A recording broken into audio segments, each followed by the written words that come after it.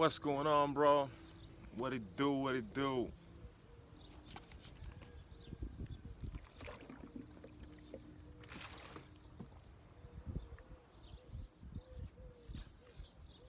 Should I say bro? Should I say individual? Not too sure. But the bottom line is, I actually have. Whoa, shit. Look at this thing. So I have this chair on the side. I tried to like put my foot on it and the whole thing just collapsed because it's not stable. There we go. Maybe I should just bring this thing slightly lower. There we go. Yeah, so what's going on, man? I feel actually really bad that I just, okay, camera this way. I feel really bad that I just deleted a bunch of videos on this phone so that I can free it up to do this video. Which usually I've never done. I never erase footage to have room for some other thing. I just don't film until I move that footage to some sort of storage somewhere. But today it felt right to just, first of all, I have shitload of content and moments, videos, all of that's unpublished, right? The other thing is that this Beach Shack number 4 now feels truly like a new chapter, a new beginning, a new evolution. And it truly feels like Beach Shack 4 is completely unlike anything that Shack 3 was, 2 or 1. This really feels completely different, man. It feels like it's a drastic evolution in this journey. This shack here, this shit right here, nigga. This shit right here, nigga. This shack right here took things to a different level. And speaking of that shack, we are on that shack's roof, which is one of the extraordinary features of this place.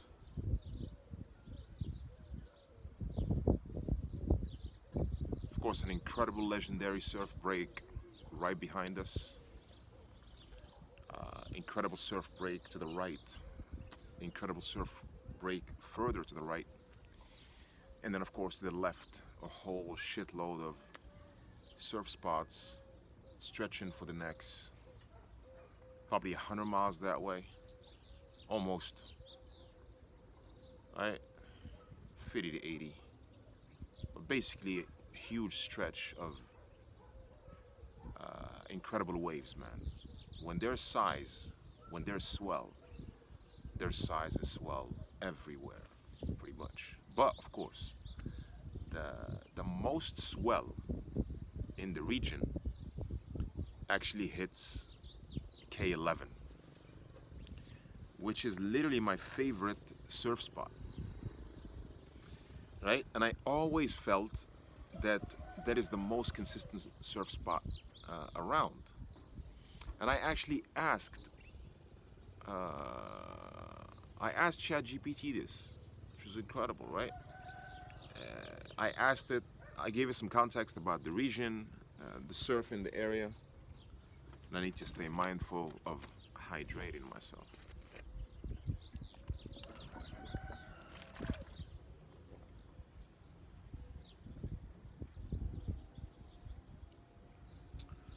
I gave it the context of the region, right? The surfing culture and all of that, and the different spots, all the way from boilers to dinosaurs, which is basically all the way from the bay, all the way from Imsuan, which is probably the longest wave in Africa, and definitely one of the longest waves in the world, from there all the way here, I gave it all the context, and it confirmed that actually K11 and K12 get a consistent swell, get most of the swell. I don't know how ChatGPT phrased it, but basically that is the spot. And it's confirmed every morning I go out there, when everywhere else is dead. All the surf schools, they bring the surfers right here to K11 because there's always something, even if it's small, there's something to surf, right? But this is a new evolution, guys. Beach Shack 4 is deep.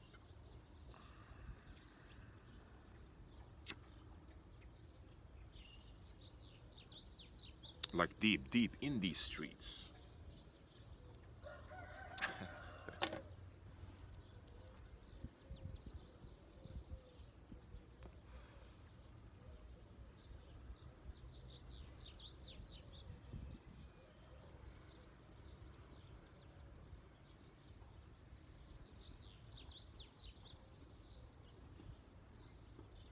The other thing that I decided is I'm gonna focus on YouTube more than TikTok. I love my audience in TikTok. I love the engagement. I love the haters, right? I love the action. All those, like, shit. Wow. There we go. We have paid dearly. Wow. The coffee is completely gone, mine. There you go. And that is the challenge. But we do have the sunlight. And with that, guys, I'm gonna take a commercial break here to throw some paper towels on this coffee. You get what I'm saying? I'll be back. All right, so back to it. Cleaned up the coffee situation, but it's so hot that literally, man, by the time I went downstairs and, got the paper towels, picked up more water, all that shit, came back, the coffee was almost dry. No, camera right here. There we go. Look that way. The coffee was almost dry. So I had to kind of throw a little bit of water on it, cleaned up the table.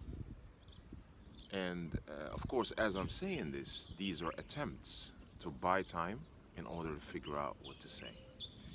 But who gives a fuck about figuring out what to say? It's not about figuring it out. It's about it simply arising, because this is an exercise of self-expression. And I have to constantly remind myself of that and take out the audience from the equation, right? And to try to think of a continuity, synchronizing things, stopping here, stopping there, and then all these worries about editing, which I definitely do not do, and I used to do more of it in my YouTube things, but I'm not gonna do that shit anymore, man. It's about expression and publishing. That is it. It's about expression and publishing, and that's the whole thing, man. Because first of all, I don't have time to edit it.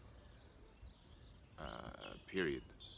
And I have to respect that because I have to prioritize other things. If self-expression is being done, then 100% of the job is being done. Editing is great, but it's completely irrelevant to the act, to the creative act, like Rick Rubin calls it, which I love Rick and I'm so grateful to him for my entire lifestyle now, Now I don't have to tie my self-expression to external validation. I can simply express, and that's what I'm doing now. But Beach Shack 4 is official.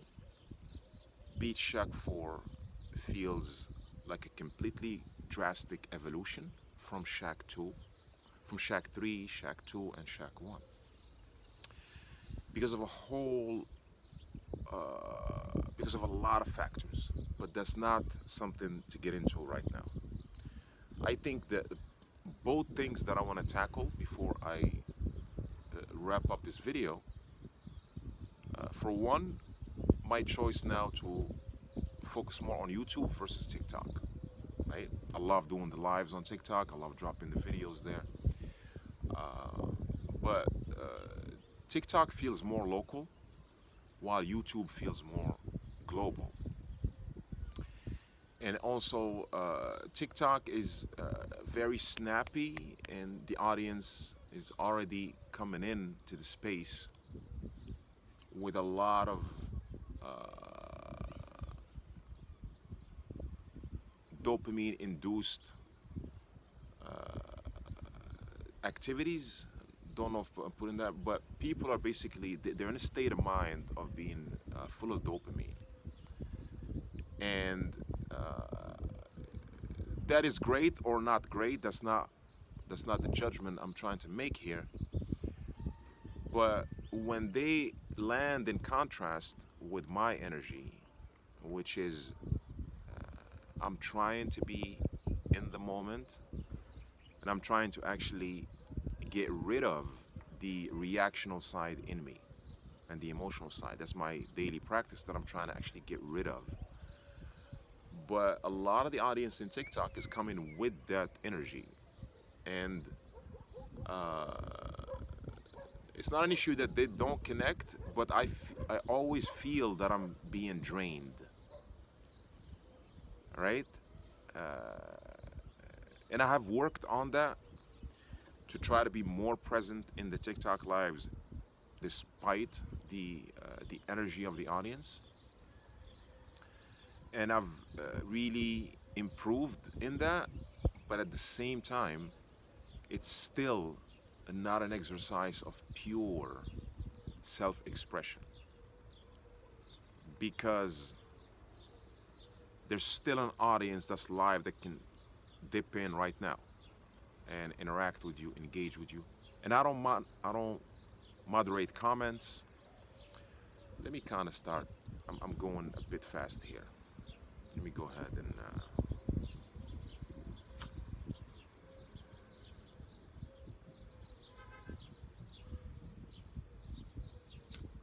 I need to center myself.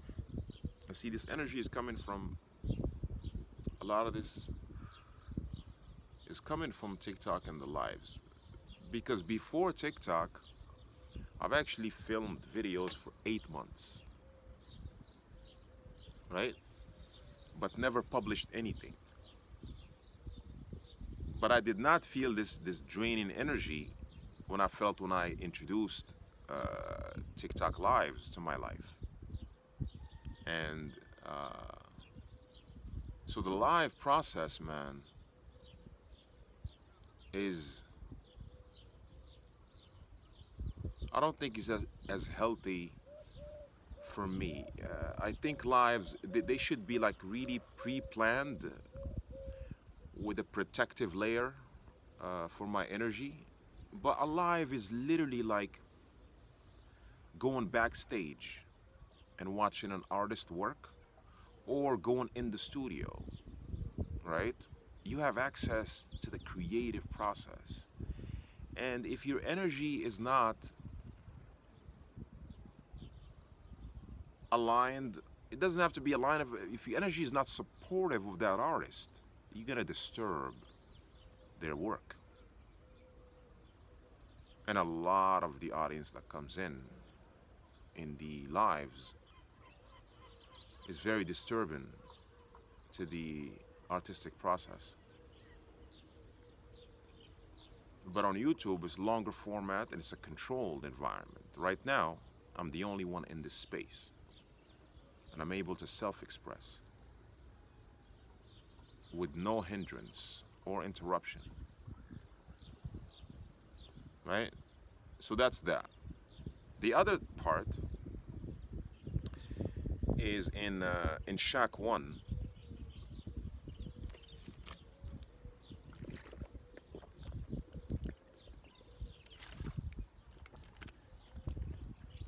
in the very beginning of Beach Shack 1, I did this video called, no, it's not called anything, right? I stepped outside the house, and I remember I opened up the camera and I apologized to everybody that followed me on YouTube before, because this channel was about software engineering, right? And it was about code. And it completely shifted from that to now a guy living on a beach, living in a shack, most importantly, in a beach shack, and their whole entire life is around the beach and basically what seems to be doing nothing. It's a huge contrast from where the channel was, and I apologized to people. I told them that I no longer code, right? And I'm no longer chasing those FAANG jobs, which were my obsession. I deeply, deeply wanted to become a software engineer at Google, at Meta, back then Facebook, right? At Amazon, Netflix. You get the drift, man. The big guys. It was my obsession for years. It was also my obsession to be them, build a startup like that. And that was my utter obsession. But then at a point in time, that's a whole nother story. I decided I don't want to live that life anymore, man. And I want to live a life where I'm getting enough sunlight and being able to surf every day, right? And that's it, man. I left coding behind, left software engineering, left that dream, building a startup, all of that. But I do distinctly remember when I apologized to my audience in that video, that's 2 years ago. I said, I'm not coding anymore, but this is still the journey back to Silicon Valley. How is that gonna relate? The journey back to Silicon Valley, how the fuck, what does that have to do with living a life that's on the beach and around waves? And I had no idea how it would tie in. But a few months ago, it has.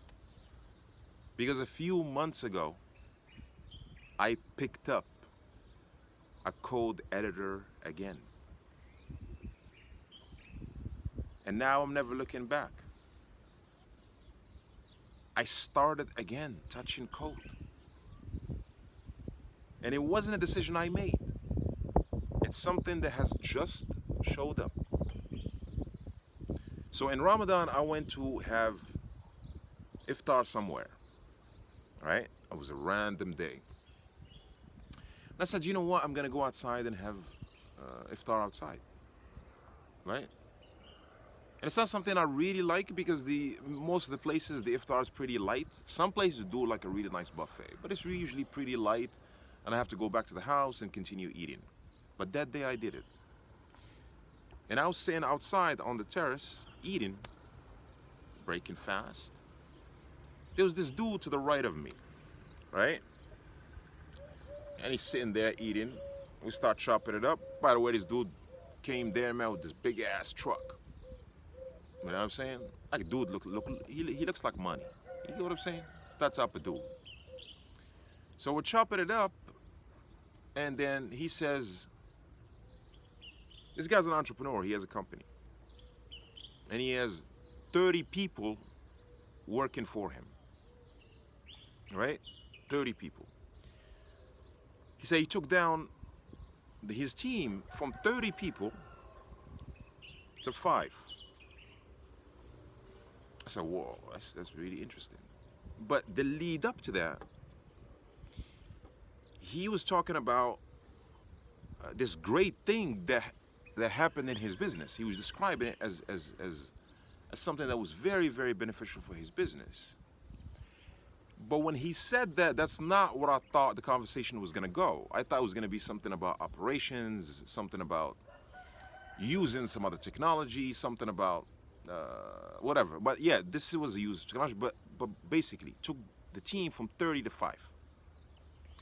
So now he has 5 humans and the rest are AI agents. And I'm like, whoa. See, it's different when you hear about AI in the media or on YouTube or whatever. But when you actually meet a person, a real human being, had conversation, normal dude, that had 30 people working for him and took it down to 5. So as I'm conversating with him, man, I'm having an aha moment, but also it's like an ice bath. I'm like, what the fuck? I really felt very replaceable as a human being. And I'm like, what the fuck is going on here? Right? And I decided that night, man, I have to check this shit out. Now, I use ChatGPT for a whole host of things, right?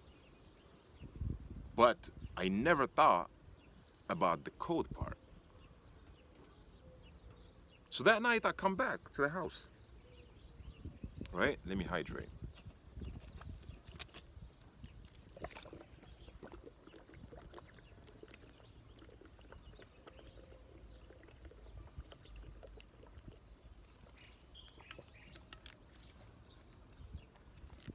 So that night I come back to the house, open up a code editor, and I literally asked it. I open up VS Code and I open up Copilot on the side, and I ask it to just give me boilerplate of a HTML page, literally. And then boom, it spit it up, page is up. I'm like, huh, right? Now, for those of you that remember when you're coding, right? For those of you that remember like touching HTML for the first time, that boilerplate was a problem. And literally there was many websites that will actually just provide you that boilerplate, and they had mad traffic, right? So it did that. I said, huh, interesting. I said, okay, can you like build a couple of more pages? Right? It did. And then, no, not a couple of more pages. On the same page, I asked it to like just put more shit on the page. It did. Then I'm like, okay, can we set up some sort of backend, right, to show more stuff on the page? And then boom, it just suggests a bunch of options, right? So we could use this framework, we'll whoop to you whoop, whatever. And it says, okay, let's use Flask. I said, okay. I clicked apply. Boom, it spot up a backend, right? I said, well, this is really interesting. I said, okay, can you suggest a little project that we can actually have a working application? And of course, it suggested the classic to-do list. And it went through, man, spot up the code. As I'm clicking, I keep clicking, apply, and boom, the application is up. I could not motherfucking believe it, man. I couldn't believe it. I said, if it does this,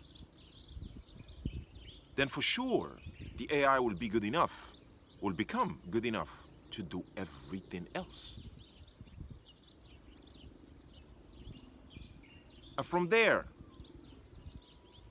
I start coding out now almost every day, and I'm building some sick shit, right? And I'm starting to contribute to open source, right? I couldn't believe where I found myself. So 2 years ago, I quit software engineering, quit trying to get into the industry, quit like thinking of startups, all of that. And randomly after 2 years, right? An event happened that brought me back, and now, literally guys, I only see possibilities. This is the best motherfucking time in history to be a software engineer. Not only a software engineer, forget that job is gonna disappear in a few years, right? This is the greatest fucking time in history to be a builder. Literally, man, all builders throughout history have motherfucking dreamt of tools and of an ally and a support system like AI is providing right now. So I'm here to tell you, man, do not be afraid of AI. Embrace it. AI is coming here to serve you, the human. And for the past few months, as I vibe coded, right, which is a term I fucking love. And the crazy part, vibe coding right now, Rick Rubin's book, The Way of Code, talks exactly about this. And Rick Rubin is the person actually that influenced this entire lifestyle of me living as an artist, because it is my default human state. Every human inside of them has an artist, but they're not connected to who they are. They're connected to social roles. Rick Rubin now has the way of code. The artless, I think it's the artless, not the artless, the timeless art of vibe coding, because it is a timeless art. But today, guys, today, individuals, the greatest time to be alive, the greatest time to be a builder today. AI will be here serving the humans. And as I worked on these projects these past few months, I continuously see one theme. Not only I worked on those projects, but I'm using these AI tools as allies for me on a daily basis in my work. And it has transformed everything. Everything, man. As I was doing these projects, and as I collaborate with AI every day, I realized that AI is here to serve humans. It is not that Terminator fucking scenario bullshit that a lot of the media or people are feeding. It's just a bunch of bullshit, man. These are tools for you. This is the pick and axe, man. This is your hammer. This is your drill. This is your toolbox to change your life. And that is it, man. I'm gonna kill it here. This was your boy MJ on the journey back to Silicon Valley. I'm out, mine. All right.